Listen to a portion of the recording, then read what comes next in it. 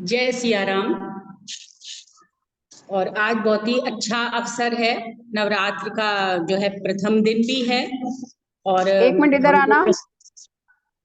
प्रस्तुति करने के लिए ये मौका मिला है।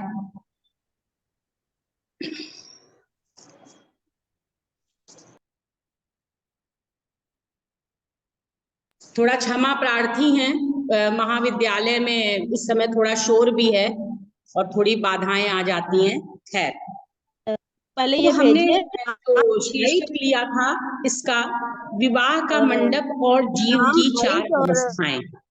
तो इसमें जो है कोई विशेष प्रयोजन ना होते हुए भी हम ये बात कहेंगे कि हमने सलाह के लिए जो एक मांगी थी, वो विनीता दीदी से पूछा था, तो उन्होंने हमें 3-4 शीर्षक जो थे वो सुझाव दिया था, तो हमने इसका चुनाव करा था।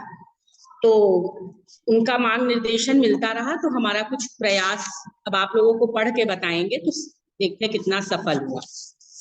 इसके लिए हम पहले पढ़ेंगे कि बाल कांड में दोहा 325 जो है उसके पहले छंद है, तो वो हम पहले पढ़ेंगे और फिर बताएंगे। उसी से सब कुछ, मैंने उसको कई बार पढ़ा और उसी से जो भी हमको समझ में आया हमने उसको निरूपित किया। अनुरूप बर दुलहिन परस्पर लखी, सकुच ही हर खई, सब मुदित सुंदरता जरा रही, सुमन सुरगन बर कहीं, सुंदरी सुंदर बरन, सह सब एक मंडप रही, जनुजीव उर चारु अवस्था, विभुन सहित विराज। और इसके बाद है ये जो वर्णन है, ये जब मंडप में जनक जी के यहाँ का है वर्णन। और इसके बाद है दोहा 325, मुदित अवधपति सकल सुत बदुन सवेत निहारी, जनुपाए महिपाल मन क्रियन सहित फलचार। ये जनक जी के यहाँ पर जब वो वधु के साथ लेके पुत्र आए हैं, ये वहां पर है।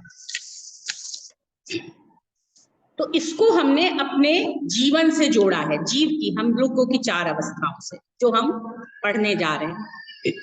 रामचरितमानस एक ऐसा महासागर है जिसमें यदि डुबकी लगाओ तो मोती ही पाओ, और अब की जो मोती मेरे हाथ में आया है वो इस शीर्षक विवाह का मंडप और जीव की 4 अवस्थाओं के रूप में प्रस्तुत है।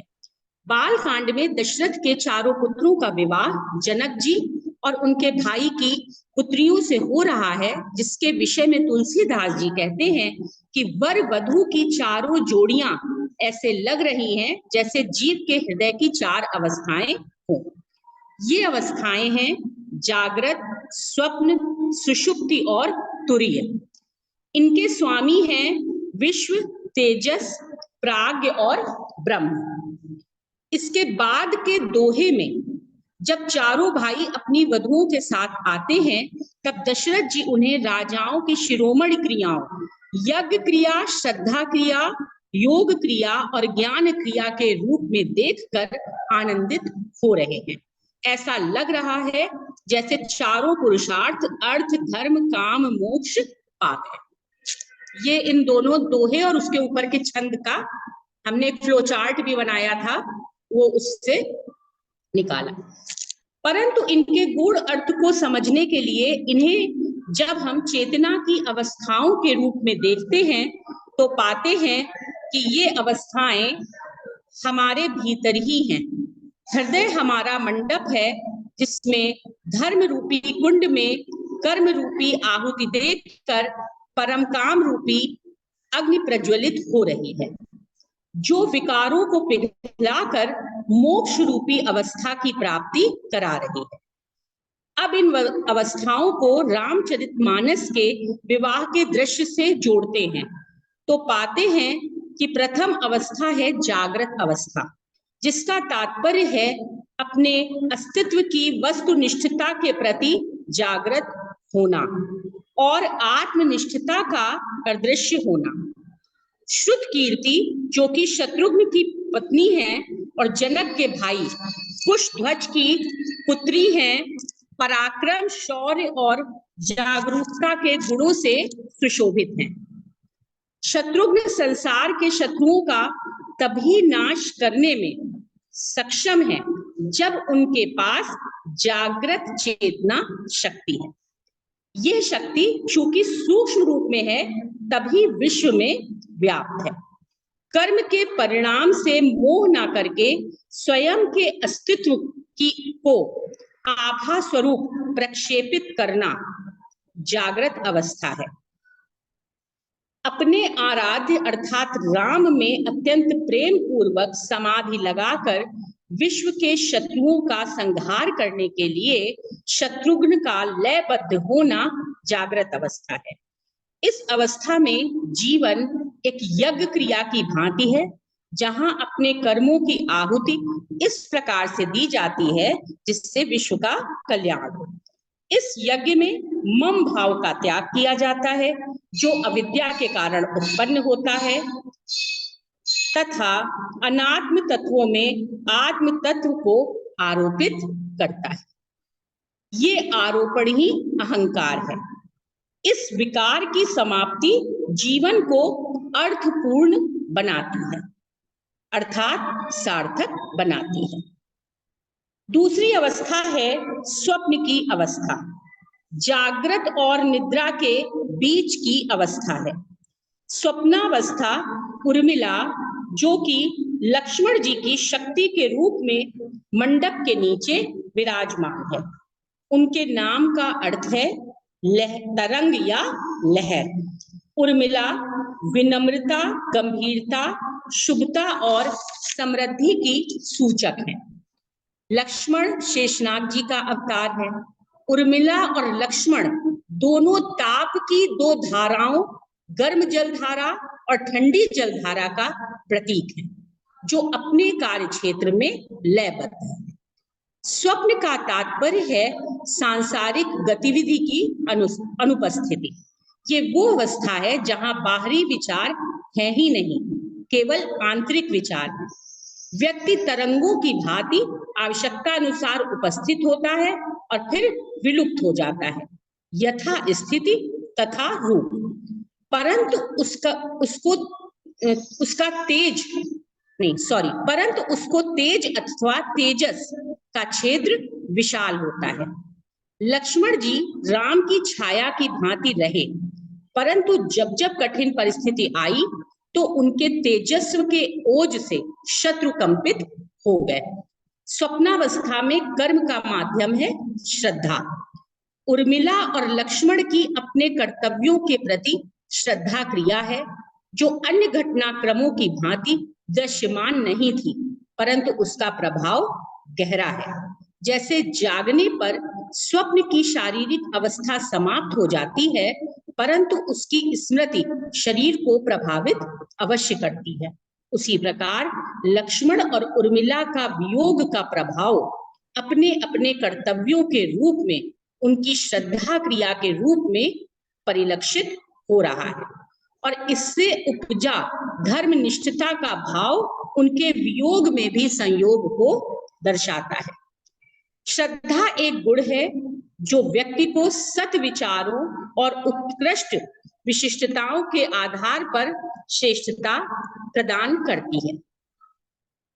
श्रद्धा वो भाव है जिसके अधीन अपने विचारों और कर्मों को करने से ही तेजस उत्पन्न होता है और सूक्ष्म रूप में फैलता है। जब जीव की चेतना यथा स्थान तथा चित्त की अवस्था में रहकर अपने सत्कर्मों का श्रद्धा पूर्वक निर्वाह करे, यही इसका धर्म है। लक्ष्मण ने राम के प्रति अपनी श्रद्धा को ही अपना धर्म समझा, अर्थात जिस स्थान जिस रूप में भी हम रहें, उसी में स्थूल अस्तित्व को नगण्य मानकर सूक्ष्म रूप में श्रद्धा पूर्वक लीन होना ही हमारा धर्म है।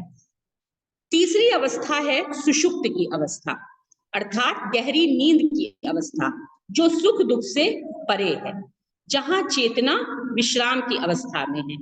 मांडवी, जो कि भरत जी की पत्नी है, निष्ठा और आत्मविश्वास की प्रतिमूर्ति हैं, अपने सुखों और दुखों दोनों अवस्था से परे हैं, उसके प्रभाव से मुक्त हैं। उनका वैराग्य भाव भरत के वैराग्य भाव में समाहित होकर भरत को प्राज्ञ यानी कि विवेक का स्वामी बनाता है।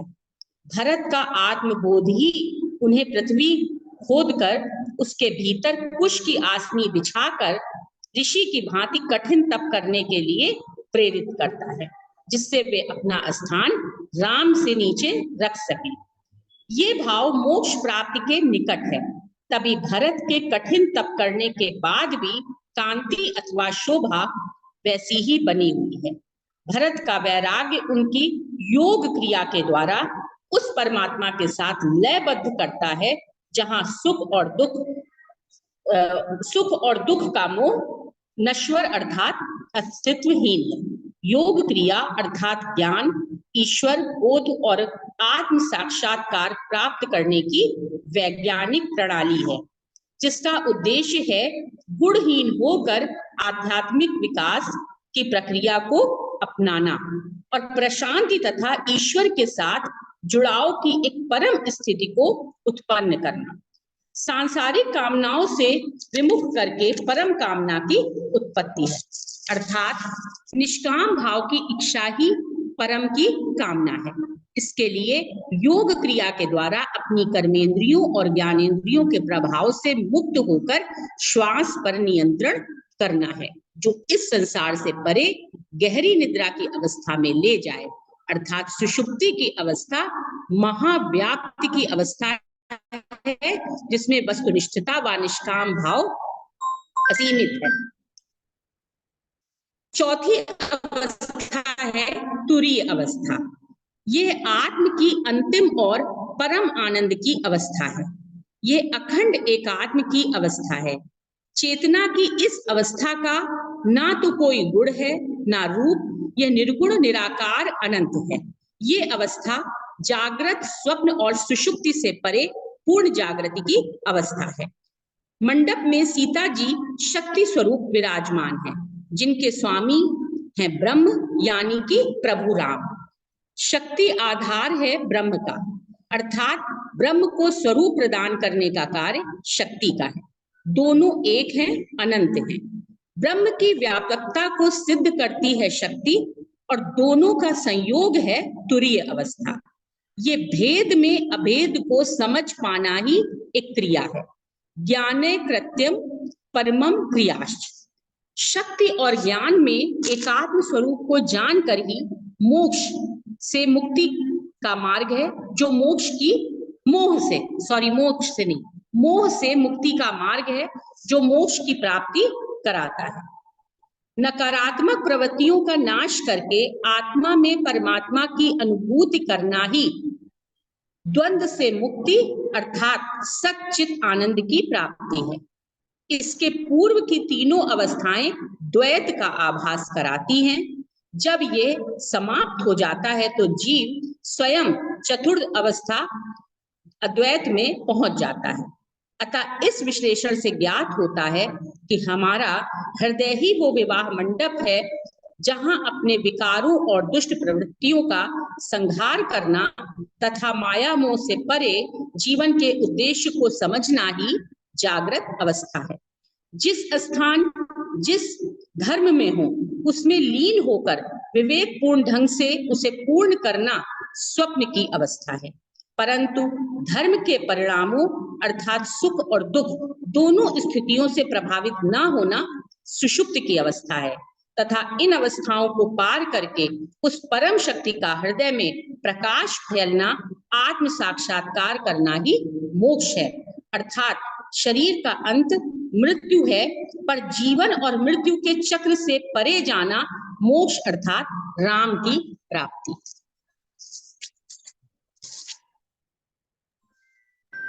एक सेकंड के लिए, एक सेकंड।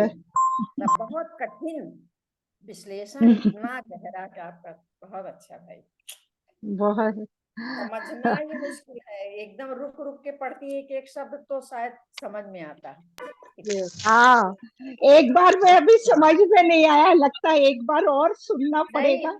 मन हो रहा था कि रुक जाइए यहीं पर, हम थोड़ा लिख लें या थोड़ा आपसे पूछ लें। जी बिल्कुल सही कह रहे हैं आप लोग कि हमने पहले ही इसीलिए कह दिया था कि ये बहुत गूढ़ विषय है और उसका जो इन्होंने शोध करके विवेचना जो करी है, बहुत कठिन कार्य है, क्योंकि बहुत कठिन विषय है इसमें। बहुत कठिन है, बहुत कठिन विषय है। 4 क्रिया, ये हम लोग जब इस प्रसंग में चलेंगे मानस पढ़ते हुए, तो वहां पर जब ये प्रसंग आएगा तो एक बार ये फिर इसको पढ़ेंगी, और उसके बाद हम लोग इसको व्याख्या करके समझने का प्रयास करेंगे, तो निश्चय ही और अधिक स्पष्ट होगा। उन्होंने कितना अध्ययन किया होगा, उसके पश्चात सही बात लिख सकी, चलेंगे। वो ऐसा लिख क्योंकि सके। हम तो सोच भी नहीं सकते थे जिस नहीं गूढ़ता से लिखा गया है। इसमें नहीं, इसमें जुड़े बहुत हम कुछ गूढ़ है। अनुभव बताना चाहते हैं कि, और बिल्कुल वो सत्य है। व्रत का दिन है, चमत्कारी इसको कहना चाहेंगे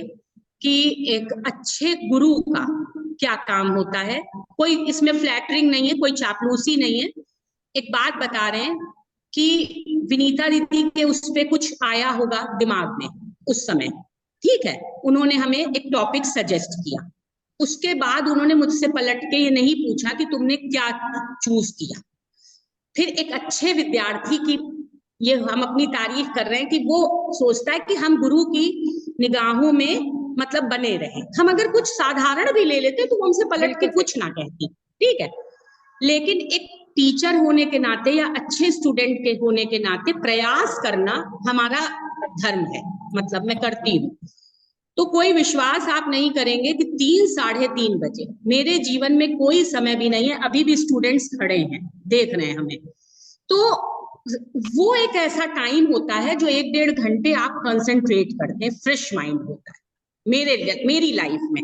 बाकी पूरे टाइम हम ऑक्यूपाइड है। तो 3 साढ़े 3 बजे मैंने इसको 5 से 7 बार पढ़ा, और एक मैंने बैठे बैठे पेज पे जो जो आता गया, मतलब हम ये बताना चाह रहे सरलता कैसे, जो जो आता गया वो हम लिखते चले गए, और वो फ्लो चार्ट बन गया जिसको हम फेयर करके शेयर करेंगे, दीदी भेजेंगी, मतलब भेजेंगे। वो जब आया उसको हमने देखा, फिर हमने एक एक, इतने तो ज्ञानी हम हैं नहीं, एक एक शब्द का हमने मीनिंग ढूंढा और लिखते चले गए, और वो फिर उसको हमने नेक्स्ट शिफ्ट में जोड़ दिया। जब हमने जोड़ा तो आप, वो मेरी अंतर्दृष्टि आई कि ऑटोमेटिक जो फ्लो चार्ट में था, नीचे शत्रुघ्न का नाम, लक्ष्मण का नाम, भरत का नाम और राम का नाम ऑटोमेटिक आ गया कैरेक्टरिस्टिक्स बनके। फिर हमने शत्रुघ्न का लिखा और दीदी को भेजा, तो उन्होंने कहा हाँ पढ़ के ठीक लग रहा है। तो वो इसमें मतलब एक चमत्कारिक बात यह है कि जो मैंने जोड़े शब्द, उन शब्दों से जो कल हम लोग पढ़ रहे थे, तो वो अपने आप राम, भरत, लक्ष्मण और शत्रुघ्न आ गया। आप उसे असेंडिंग ऑर्डर में देखें तो शत्रुघ्न, लक्ष्मण, भरत, राम आ गया। पहली चीज। दूसरी चीज एक बड़ी इंपॉर्टेंट थी कि हमने 3 जो लिखी हैं अवस्थाएं, उनको लिखने में मतलब मेरे सिरदर्द होने लगा कि हम क्या करें, कैसे समझें, किसमें क्या करें। लेकिन जो हम बताना चाह रहे हैं कि 3 जब हम कवर कर लेते हैं तो चौथी में ऑटोमेटिक पहुंच जाते हैं। जब हमने चौथी लिखी तो वो शॉर्ट भी है, सबसे ज्यादा कम शब्दों में भी है, ठीक है, वो सरलता से समझ में भी आ रही है और वो जल्दी लिख भी गई। तो वो 3 जो थी, सुषुप्ति, जागृत और स्वप्न, ये तीनों जो थी कठिन अवस्थाएं थी। तो ये हमने देखा कि मतलब हम लोग तो खैर क्या पार कर पाएंगे, लिख ही पाए बहुत बड़ी बात है। तो ये एक चीज बहुत इंपॉर्टेंट है इसमें कि ये 3 अवस्थाएं ज्यादा कठिन है। मतलब हम लोग तो शायद जागृत से ही नहीं ऊपर उठ पाते हैं। आत्मनिष्ठता मतलब आ गई कि बहुत है, जो आत्मनिष्ठता का भाव हम लोग को समझ में आता है कि सूक्ष्म रूप में कहाँ आ पाते हैं, वस्तुनिष्ठता का नहीं आ पाता है ना, कि हम ऑब्जेक्टिविटी रख पाए कि हमें वो, तो वही सूक्ष्म भाव फैलता है, तो वही कोशिश करी है इसमें। मतलब 3 अवस्थाएं आप अगर पार कर ले तो चौथे हाँ, में आप अपने आप पहुंच जाएंगे। लेकिन मैं ये भी बताना चाह रही हूँ कि उन 3 अवस्थाओं के बाद चौथी बहुत जल्दी आती है, और जब हम फिर से पढ़ेंगे या मैं इसको लिखा हुआ भी शेयर करूं अगर, तो आप देखेंगे चौथी सबसे कम शब्दों में है। मतलब कि कहने का मतलब है कि स्थूल जो है, तीनों अवस्थाओं में द्वैत है। स्थूल जो है अवस्थाएं, स्थूल का वॉल्यूम ज्यादा है, सूक्ष्म अवस्था का वॉल्यूम दिखता नहीं है लेकिन फैल जाता है। ये चीज होती है, डिफरेंस हमें पहली ऐसा लगता अवस्था आपने शत्रुघ्न के साथ जोड़ी है, मतलब आप अपनी शंकाएं दूर करें।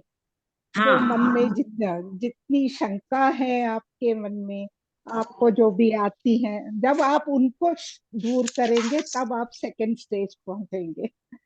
हमें संजना जी, हाँ, हमें ऐसा उनके में लगता है लक्ष्मण जी के सॉरी शत्रुघ्न जी के में शंका है। फिर लक्ष्मण जी की जब स्वप्नावस्था आती है तो उनका यही है कि हम जैसे उसमें रहते हैं, मतलब उनका लक्ष्मण जी जहां हम रहे उसी के अनुरूप हमारा, जैसे कहते हैं ना कि करेक्टर चेंज होता जाता है।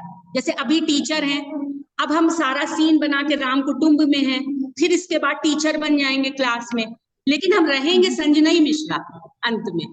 उससे हम ना भटके, है ना। मतलब यहाँ पे विद्यार्थी वाला दीनहीन भाव है इस समय मेरा, दीनता का है भाई।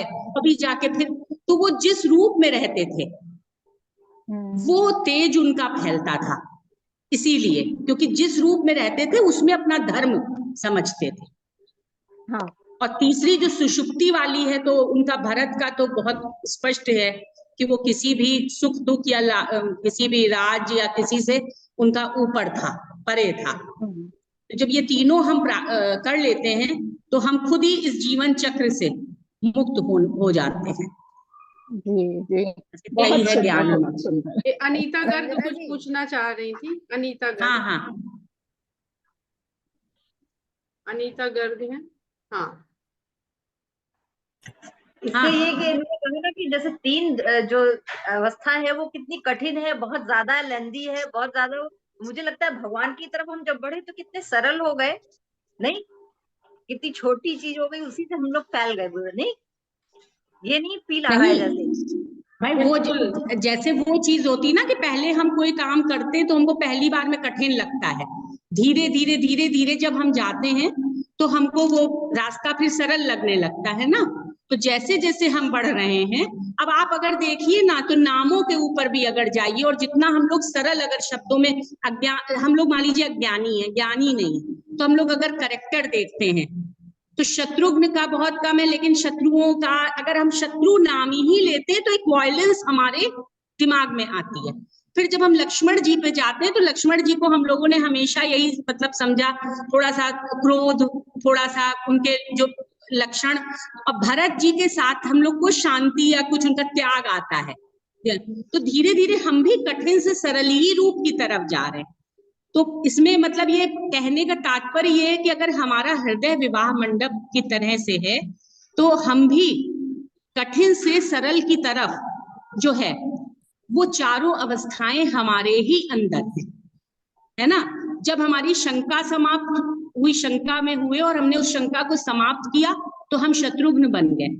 जब हमने स्थिति के अनुसार कार्य किया और फिर हमने वापस अपना रूप जो है वो बना लिया, है ना।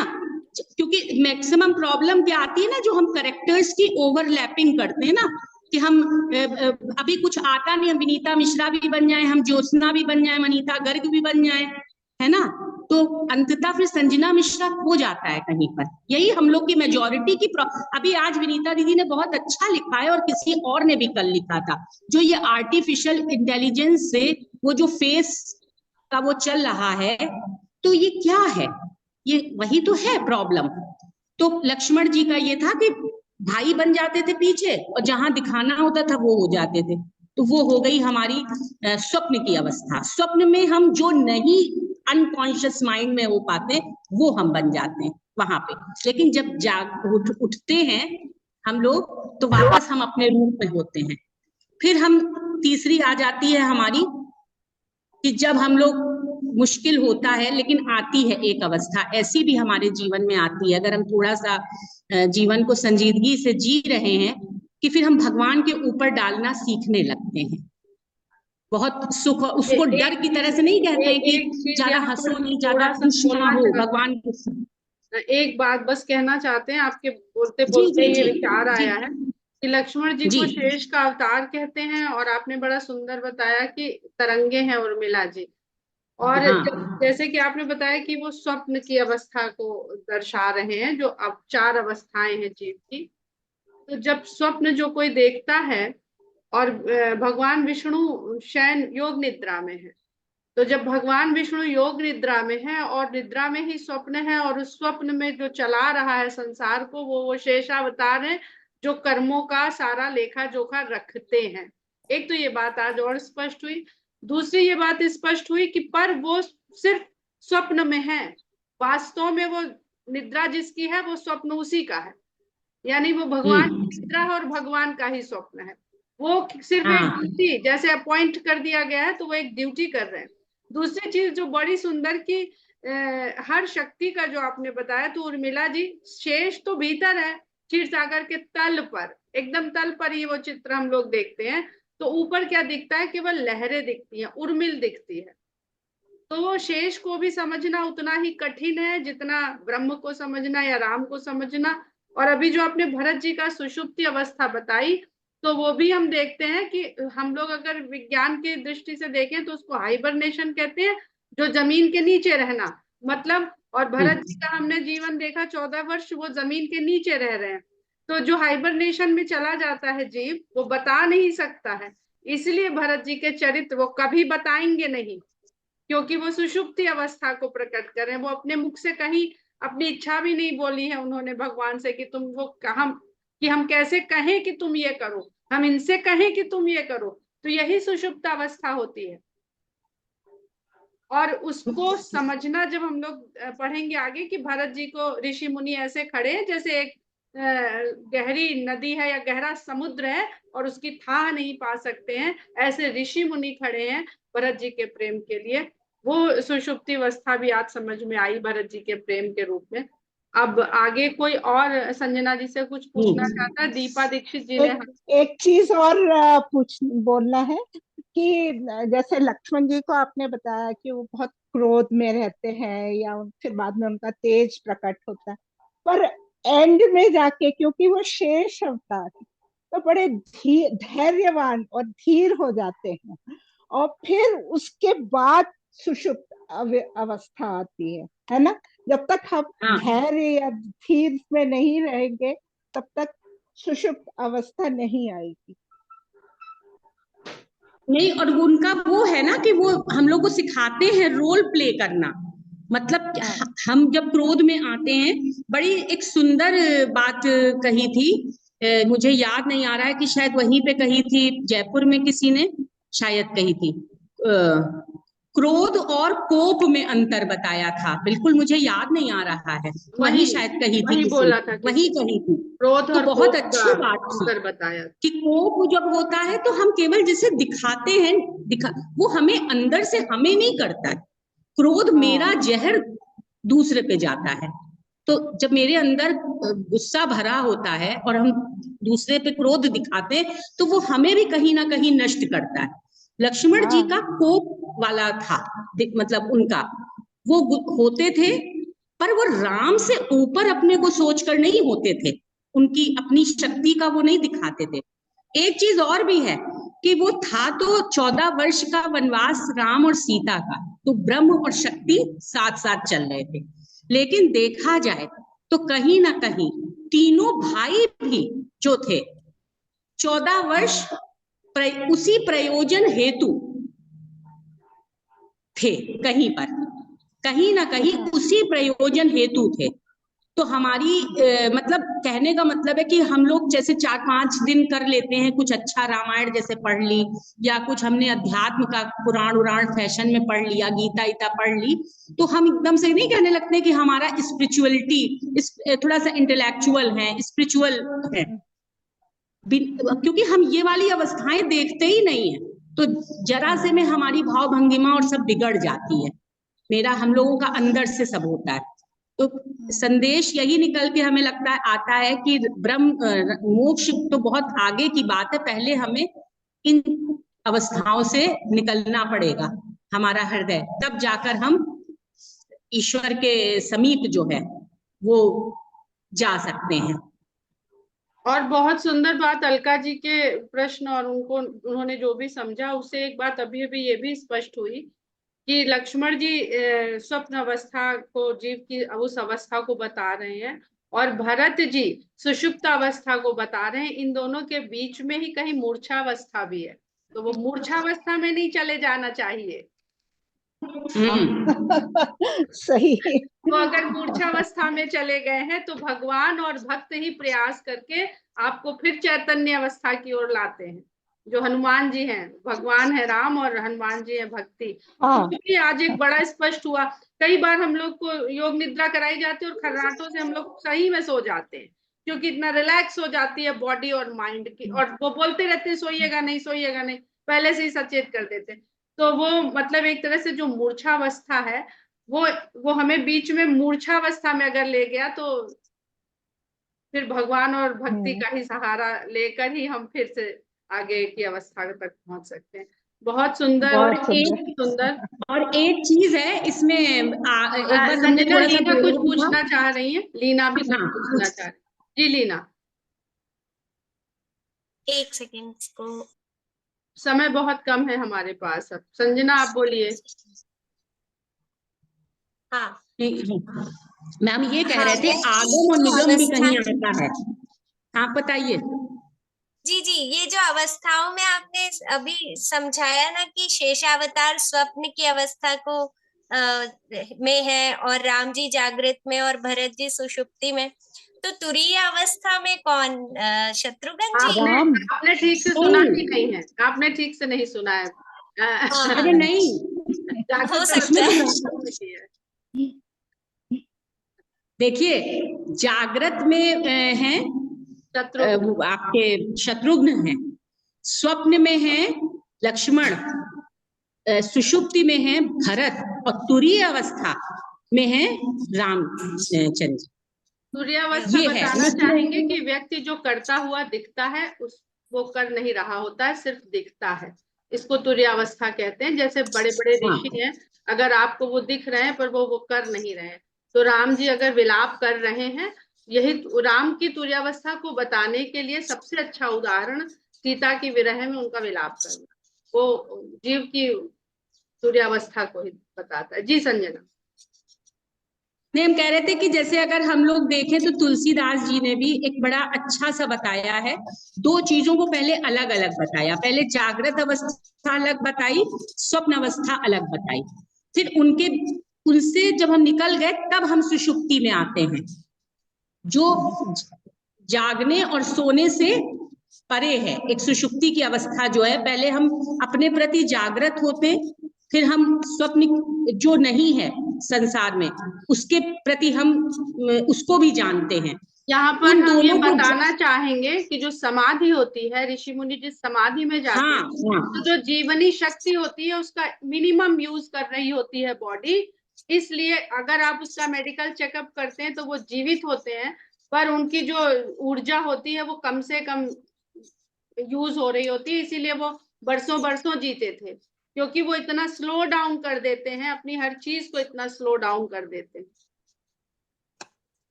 वो हाइबरनेशन वाला ऐसे ही है, जैसे जितना कठिन है उतना ही सरल है, वैसे ये चारों अवस्थाएं भी आपस में बहुत घुली मिली हुई हैं, क्योंकि अंश हैं, उन्होंने पहले ही कहा है अंशों सहित अवतार लेंगे। हर और सब अपना अपना रोल करेंगे। लीना पाणी जी। हम तो सब हमारे समझ में आ रहा है, जैसे राम जी के साथ तो शक्ति उनकी स्पष्ट सब लोग जानता है, लेकिन वो जो तीन जोड़ियां हैं उनके साथ कैसे हैं, उनको कैसे रिलेट करें? वो सब शक्ति के ही, वो उन्होंने इतना अच्छा तो संजना ने बताया, सब कुछ बहुत स्पष्ट समझाया है उन्होंने। संजना आप हमको अगर आपकी इच्छा हो तो इसको टेक्स्ट को अगर आप भेज देंगी तो इसको हम ग्रुप में डाल देंगे, आप लोग उसको पढ़िए। बहुत कठिन विषय है, बहुत ही कठिन है ये, सुनने में जितना सब सुंदरतम प्रसंग है, और उसी सौंदर्य के भीतर ही सबसे ज्यादा गूढ़ता छुपी हुई है। तो उसको आप लोग पढ़िए, बार बार पढ़िए, और वो पूरा प्रसंग पढ़ेंगे, पूरा मानस पढ़ेंगे, तब जाकर के ये सब शायद थोड़ा थोड़ा समझ में आए।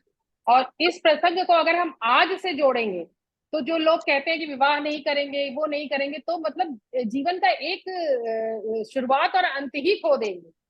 बहुत सारे आजकल नए लोग ये कह रहे हैं मैं विवाह नहीं करूंगा, मैं औलाद नहीं पैदा करूंगा। तो मुझे समझ में नहीं आता कि हमारा समाज जा कहाँ रहा है। अगर हमारा मुख्य उद्देश्य जीवन का यही है तो फिर हम किस तरीके से आगे जिएंगे। चलिए इस विषय पर हम लोग फिर बात करेंगे। आपने बहुत अच्छी बात उठाई है, क्योंकि समय बिल्कुल समाप्त हो चुका है। हम लोग एक दूसरे से विदा लेते हैं। संजना बहुत अच्छा था, बहुत ही बढ़िया था, दिल खुश हो गया आज आपका